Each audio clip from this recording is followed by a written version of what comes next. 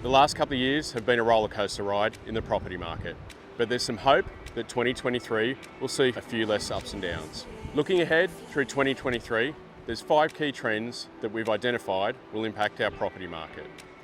Price plateaus, the rental crisis, easing of construction costs, the looming fixed rate mortgage cliff, and interest rates. Across the country, we've seen price declines erasing much of the gains of 2020 and 2021 in some markets. But Newcastle and Lake Macquarie have fared better than most markets across the country, with our median prices still sitting above where they started 2022. What we have seen, and what we're likely to continue to see in 2023, is a price plateau. Long-term cycles show us that significant periods of growth are usually followed by corrections and dampened price growth. 2023 will likely see us in a trough for most of the year, but the back end of the year holds some hope that we'll see some further growth from the market. We're in the depth of a rental crisis, with our most vulnerable being single parents and pensioners most likely to be affected.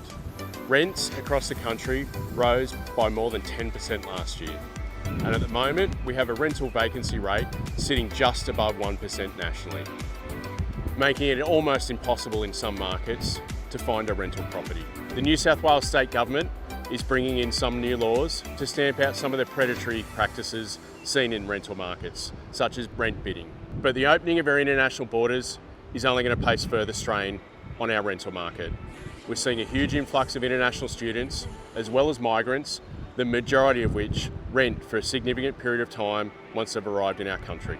The last couple of years have become known as the profitless boom for many building companies, with a huge demand offset by a massive spike in material costs as well as labour shortages.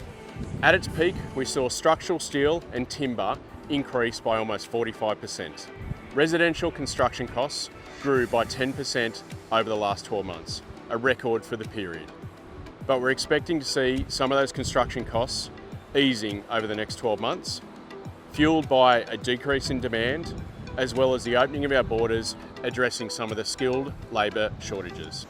Demand for new housing and renovations is likely to stay subdued for the near future, based off the interest rate increases as well as the elevated construction costs. A total of $99 billion worth of mortgages are coming off fixed rates at the end of 2023 just from CBA and Westpac alone. Depending on when our rate rises stop, this could mean up to a 5% interest rate jump for some households. This is being hyped up as an economic doomsday scenario, but of course there are a number of factors that will offset this. Household savings still sit at almost record levels. Unemployment sits at almost record lows. And of course, there's an adjustment for most households in their spending habits as they approach the end of their fixed rates. There will still be some households and investors that feel the pinch from those interest rate rises, which may lead to some forced selling towards the back end of 2023. This may provide some opportunity for some strategic investors in for the long term. The RBA employed a sledgehammer approach to getting inflation under control, with 8 consecutive interest rate rises throughout 2022 and more likely in 2023.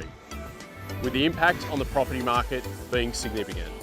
Melbourne and Sydney saw significant price reductions, as well as some of the overheated markets like Byron Bay. Although we may see some more interest rate rises in 2023, the expectation is the bulk of the interest rate rises have occurred in 2022.